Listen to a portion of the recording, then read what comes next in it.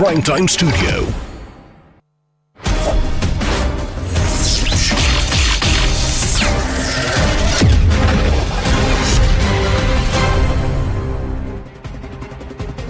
Namaste, Jai Hind and welcome to this edition of The Right Stand. I'm Anand Narsimhan coming to you live from the CNN News 18 and Federal Bank Primetime Studios.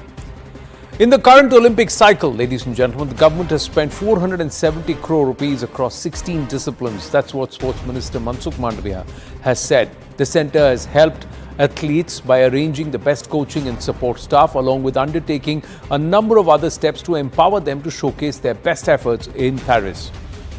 Apple iPhone exports in April-June quarter of 2024-25 have hit a new milestone, accounting for 79% of its total freight on board value production in the country, totaling $3.8 billion, and according to data provided by the vendors to the government. Now, with this, Apple Inc. is within touching distance of fulfilling its commitment to the government under the Production-Linked Incentive or the PLI scheme. The government will offer a subsidy of 2.35 rupees per kilogram for Bharat Atta, which would mean that the effective issue price for such atta for the Food Corporation of India or FCI is 20.65 rupees per kilogram. For Bharat Rice, the government will hand a subsidy of 2 rupees per kilogram, which would make the effective issue price of around 22 rupees per kg for the FCI. Employment across the country has increased by more than 35% over the last 6 fiscal years to 64.33 crore. As of March 2024, the Parliament was informed on Thursday the total increase in employment from 2017-2018 to 2023-24 is around 16.83 crore. That's what the Minister of State or MOS for Labour and Employment, Shobha Karandalaje, has said in a reply in the upper house. Now, according to RBI Deputy Governor M. Rajeshwar Rao, the Indian economy is an outlier which shows strong macroeconomic fundamentals amidst global challenges such as high levels of public debt, stretched asset valuations, economic and financial fragmentation, geopolitical tensions and risks arising from increasing cyber threats. So all in all, a lot of measures, some not very popular with the middle class, but overall, the government believes we are on the track for taking Bharat towards on the growth path towards a Viksit Bharat. Meanwhile, closer home and another issue of politics, ladies and gentlemen, an organization, a Sangathan that has been at the core of Bharat's social service movement, totally volunteer-based, cadre-driven.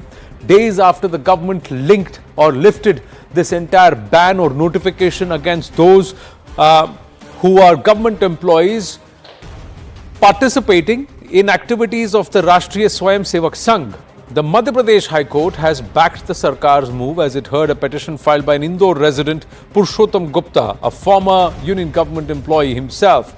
And he, in September 2023, knocked the doors of the courts, saying that the rules that barred him from joining the RSS were an impediment for him to gratify his desires at the dusk of his life. We had an exclusive conversation with the petitioner, but before that, let us quickly take you through the observations made by the Honorable Madhya Pradesh High Court and how the ecosystem that spread misinformation against the RSS stands cornered or exposed today.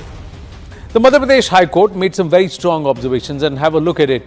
I quote, "It took almost 5 decades for the centre to realize its mistake. It took almost 5 decades to acknowledge that internationally renowned RSS or the Rashtriya Swayamsevak Sangh was wrongly placed amongst the banned organizations list. It took almost 5 decades to realize that the ban removal is quintessential. Classifying an organization as don't join organization must be clearly informed by rules of reason. Discretion to classify any organization as a don't join organization can't be according to opinions of those in power. And decisions should be guided by law and not humor or preconceived prejudice." Very strong words, ladies and gentlemen. The think tank Center for Integrated and Holistic Studies has shown how the RSS was unfairly targeted and faced several bans for decades. In 1948, the charge against the Sangh was that it was involved in the assassination of Mahatma Gandhi and banned by Jawaharlal Nehru for Gandhi's assassination. But the Indian research think tanks Report shows that the RSS was not involved at all and that Mahatma Gandhi and the RSS shared a very cordial equation and relationship. In 1966, the charge against the RSS was that there was a massive protest by Hindu groups, including the RSS, for seeking cow slaughter ban. Indian research think tank of the CIHS, its report shows agitation gained momentum, leading to clashes and death of several protesters. The stir did not result in formal ban on RSS, but curbs were imposed. Between 1975 and 77, the then Prime Minister Indira Gandhi declared an emergency and banned the RSS on charges of being engaged in subversive acts. The CIHS, its report shows RSS members were arrested and there were reports of torture, fatalities of Sangh members, huge amounts of atrocities. So actually, the charge lies on the other side. In 1992-93, after the Babri structure was demolished, well, RSS was banned on charges of demolition and violence. The research think tank report shows, contrary to allegations, Swayamsevaks undertook relief efforts when clashes occurred. Also, the independent think tank CIHS slams misinformation spread by the Congress over decades. The think tank states that the Congress ecosystem unfairly targeted non-political work of RSS, whose focus has been nation building. The RSS was involved in various social and educational activities, and I'm quoting the report here. The RSS promoted vision of upliftment of society. Many of the former Congress members joined the Sangh's socio-economic and cultural projects that are self-oriented. In fact, there are many Congress leaders, erstwhile Congress leaders, who were part of the RSS. In fact, there are some within the left or the LDF also in Kerala who have been somewhere involved with the RSS. Meanwhile, earlier in the day, we had the chance to catch up with the petitioner, Shri Purushottam Gupta. Listen into an excerpt of that conversation I had with him.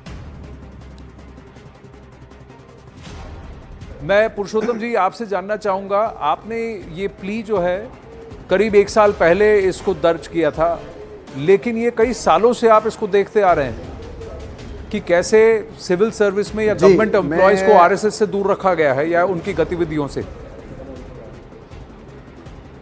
मैं जब सरकारी सेवा में था central warehousing corporation में, तो मैंने संघ को नज़दीक से देखा, समझा, और जो सेवा प्रकल्प संघ चलाता है आपदा में, विपत्ति में, सेवा बस्तियों में, सेवा भारती के माध्यम से, शिक्षा के क्षेत्र में, तो ऐसे संगठन जो कि निस्वार्थ भाव से अपना पैसा लगा के और देश की विपत्ति में सबसे पहले अग्रणीय रूप से पहुंचते हैं, तो ऐसे संगठन से जुड़ना चाहिए। पर चूंकि सरकार की सेवाओं में रहते हुए ऐसा बताया गया था कि 7 साल की सज़ा है और 1966, 1970 और 1980 में 3 बार बिगर कोई कारण के प्रतिबंध लगाए और 7 साल की सज़ा या सर्विस से उसको बर्खास्त किया जा सकता, तो मैं चाहकर भी मेरे जो संविधान में मौलिक अधिकार है उसका उपयोग नहीं कर पा रहा था, क्योंकि डर रहता था सरकारी सभी कर्मचारियों को कि सेवा से बर्खास्त नहीं हो जाए या सज़ा नहीं हो जाए।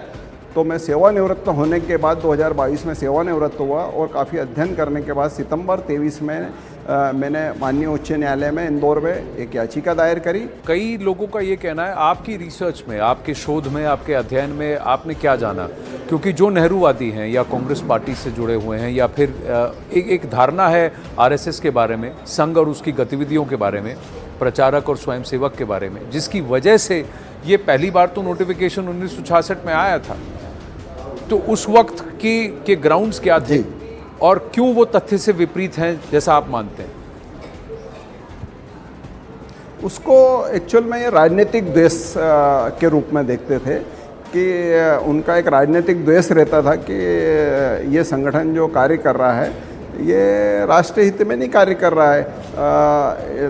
तो उनको ऐसा लगा उस समय कि सरकारों को, जो आज संविधान की बात चलते हैं कि संविधान में जो मौलिक अधिकार है या संविधान के विरुद्ध है, उन्होंने इस पर प्रतिबंध लगाया, जबकि संविधान में ऐसा कहीं नहीं लिखा है कि कोई भी व्यक्ति किसी संस्था में जाके सेवाएं देना चाहता है तो वो क्यों नहीं दे सकता है। पर प्रतिबंध लगाया, द्वेष भावना पूर्ण था ये प्रतिबंध उस समय की सरकारों ने लगाया, गलत था निर्णय। और सरकार ने भी, न्यायालय ने भी ये माना कि ये उस समय का प्रतिबंध उन्होंने क्यों लगाया बिगर किसी ठोस कारण के। जब तक ठोस कारण नहीं हो इस पर प्रतिबंध नहीं लगाना चाहिए, पर उनकी राजनीतिक द्वेष भावना रही होगी, किसी व्यक्ति से या संस्था से द्वेष भावना हो सकती है। Well, that was a short excerpt, but he also said that he's seen many such of his colleagues who were deprived of being engaged with with an organization that they believed always worked in the interest of the country. That's the RSS. Let's go across to George Kurian, political analyst who backs the Congress party, voices the mood and thoughts of the opposition against the current disposition, and Arun Anand, columnist and who studied and understood the RSS quite closely over the years. Namaste and Jai Hind to you, gentlemen. George Kurian, the Madhya Pradesh High Court actually looks at it and says nothing very constitutional about this entire order and this practice. Why did it take them 5 decades is what the court is asking the executive. Well, Anand, good evening to you, to my co-panelist and to your learned audience. Let me begin by saying that, RSS has been, have an hidden agenda, although they may say, they are working towards the social causes and cultural, but they have a hidden agenda of, getting Hindutva and converting this nation, which is constitutionally governed and under the federal structure. They want to change it to Hindutvawadi and Hindu Rashtra. So we object to that, and the Congress has always been vocal about the RSS ideology and their hidden agenda. That's the reason in the past they have been banned twice and thrice. Having said that, the Congress party, as on date, being a principal opposition party, object to the clause and the order that has come in favor of RSS and the government employees, going and getting involved in their activities, which is really uncalled for. We strongly believe that, once we come back to power, we will look ahead and we will again see what constitutionally and legally we can, get the ban again on the RSS. Much respect for the courts of our country today. Arun Anand, from the Congress or the opposition backing voice, that they will overturn what the court opines once they, if and when they come to power next, and do whatever is possible constitutionally, but whatever it is, they will overturn this. They have already decided. So the court's judgment notwithstanding. Your thoughts, Arun Anand? The RSS is a Hindutvawadi organization which wants to establish Bharat as a Hindu Rashtra. See, I think Congress needs to know its history first, because if you start from, if you look at, there is a book called Now It Can Be Told. It has been written by Professor A.N. Bali. Professor A.N. Bali was a professor of English at Lahore University. The book came out in 1949. And in that book he has written, he was not an RSS member, in that book he has written the first-hand account of what happened during partition, and he said that a large number of Congress leaders, when they wanted to save their families in partition, they didn't approach Congress, but they approached the RSS Swayamsevak and RSS helped them. One. Second, Indira Gandhi, she went to Vivekanand Memorial, which was set up by Eknath Ranade, who was a former General Secretary of the RSS, and it's a historical record that when Indira Gandhi went there was a meeting there in which Eknath Ranade was present. He represented the annual report of Vivekanand Smarak, and she was very happy about it and she praised the effort, and her remarks are also there on the record in the Visitors Book that can be seen. Now let's come to 1980. In 1980, the Meenakshipuram incident happened, in which a large number of Dalits were converted into Islam, and after that, an organization was set up by RSS. It was called Virat Hindu Samaj. It was basically to stop conversions and to create awareness about it. A rally of 5 lakh people was held in Delhi. Who was the president of the Virat Hindu Samaj? Dr. Karan Singh. And who was the general secretary of the Virat Hindu Samaj? It was Mr. Ashok Singhal, who was the Prant Pracharak of RSS at that time. Now let's come to Ram Janmabhoomi movement. Daudiyal Khanna, the first person who came out with the resolution about Ayodhya, Mathura and Kashi in mid-1980s. He was a member of the Ram Naresh cabinet of 1960s and a stalwart of Congress. And another, Vanvasi Kalyan Ashram, which is the biggest tribal welfare organization in the country. It was set up basically after Pandit Ravi Shankar Shukla, another Congress stalwart. He had invited one of the RSS Swayamsevaks and inducted him in the government and asked him to set up schools to fight against conversions. And then in 1951 or 52, Vanvasi Kalyan Ashram was subsequently set up. So I think Congress, and last but not the least, in early 1930s, the Britishers brought out for the first time a resolution, an office order that the government employees cannot be part of the RSS. The matter was placed in the Central Legislative Assembly, and it was dominated by the Congress. And Congress leaders at that time ensured that this order, they brought in a resolution to nullify this order. So I think Congress needs to know its history, that how so why all this endorsement of RSS was happening if Congress has got so many issues with RSS. So that's what I wanted to ask. George Courier. Anand, see, first and foremost, one has to understand why the Congress party or our ideology is opposed to the RSS ideology think tank. The reason is that we don't want any government employees, especially the civil services and the bureaucrat, because they hold a lot of power within the organization and within departments. So giving such a individual who is at the bureaucracy level, having affiliation with any organization which has an hidden agenda is really uncalled for and dangerous for the Constitution of India. Every government employee should work neutrally and for the larger interest of the people of India, not for the aiming or accomplishing any ideological agenda that they have. That's the reason why the Congress party had ban on the government employees for their affiliations with any organization. So it's simple as that. So we still object to the fact that this order has come, but we will look into it, the legality and constitutionally how we can challenge it. And we are confident that the Congress party in 29 the Congress party will come single-handedly into power, and we are confident this is nothing but an appeasement to the RSS Shaka Pramukhs and the cadre that the BJP-led government is giving at this point in time, because we are looking at state elections in the months to come, and also the defeat on June 4th, the result which has come, the 240 BJP has been decimated to 240. So these are the reasons why BJP at the leadership level is shaken up, and so they want to appease the RSS, their politically affiliation and the organization which supports them. Arun Anand. No, but he didn't answer my questions. I just have one intervention to make. What about Indira Gandhi? What about Dr. Karan Singh? What about the central legislative, your stalwarts who are doing this? And may I add, Mahatma Gandhi visited RSS training camp in 1934 at Baroda. And he was very impressed to see that there is no untouchability. And there is another aspect. In 1948, there is a report in Harijan in which he addressed a meeting of RSS workers at Valmiki Mandir in New Delhi, and where he said that I had visited the RSS a few years ago, and I was very impressed by its work and the kind of work which you are doing. That is why you continue to grow. So, and let me add another point to this. Why this 1966 order was brought? The 1966 order was brought primarily. There was another incident which happened at that time, about which we don't talk much. Indira Gandhi wanted to drag RSS. Basically wanted to ban RSS again because of the growing influence of Johnson, which we witnessed in 1967 elections when Congress was defeated in several states. So in 1966, this order came along with setting up of another commission of inquiry, which was known as J.L. Kapoor Commission.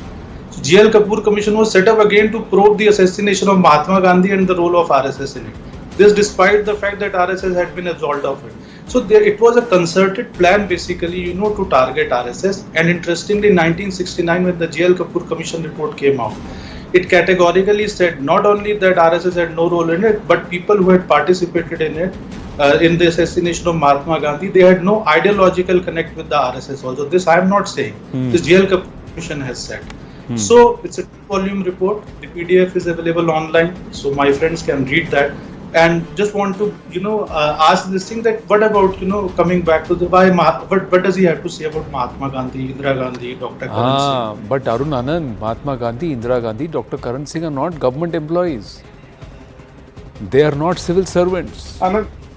They are not employed, they are not union government employees who could come under the influence of the RSS and succumb to their hidden agenda. Arun Anand. That's the counter. So I think, see, the thing is that you have the Congress of 1970s, 1980s. I'll give you another example. in 1977 when Janata Party was brought into power, and then Balasaheb Devaraj, the third RSS chief, he held a press conference in Constitution Club. It was his first press conference. It was his first press conference after the emergency. So the journalist asked him that now, Indira Gandhi should be targeted, Congress should be targeted, and she should be put behind bars. No, but Balasaheb Devaraj said, forgive and forget and move ahead. जो हुआ सो हुआ, देश निर्माण के लिए जो भी करना है आगे बढ़ो, हम लोग अजात शत्रु हैं. Because in Sangh they say the fundamental mantra of Sangh is कि समाज में दो तरीके के लोग हैं, एक वो जो संघ में आ गए, बाकी वो जिनको आना है. So मुझे उम्मीद है कि कुरियन साहब जो है he would also one day. So and there are many stalwarts ideological. Another interesting thing I'll tell you, Mr. Kurian, if you look at the history. In 1951, the Congress trade union wing INTUC, it approached one of the ideological stalwarts of RSS named Dattopant Thegri, who was a founder of BNS. And they told him that he was an RSS Pracharak at that time. They told him, we want you to become the General Secretary of the Central Province Unit of INTUC. So Dattopant Thegri went to MS Golwalkar, who was second RSS chief. He said, what should I do? He said, you should go and you should work with them and you should learn basically how the trade unions function. And when you are working somewhere, your loyalty should be there. Your loyalty should not be to it. So Dattopant Thegri was appointed as the General Secretary of INTUC Central Provinces Unit by, INTUC, which was a trade wing of Congress, trade union wing of Congress. So why were you doing all this? Judge Kurian, sometimes what happens is this attitude of Ajat Shatru. You are with me and you will in future be with me. That's the attitude of the RSS. And now factually what has happened in history has been submitted to you. General Secretary of INTUC, Dattopant Thegri. And now you are saying that if there are civil servants or government employees, central government employees who are affiliated with the RSS, they will do. The RSS prayer starts, it has been composed even before independence in 1940. It starts with Namaste Sadavatsale and to the Matrabhumi. It is commitment to the motherland, sir. So there is a limit to having political fisticuffs and to have a political agenda. And there has to be a limit where you would go beyond the political agenda and look at the national agenda or a patriotic agenda, George Kurian. Well, Anand, I respect the view. Yes, please.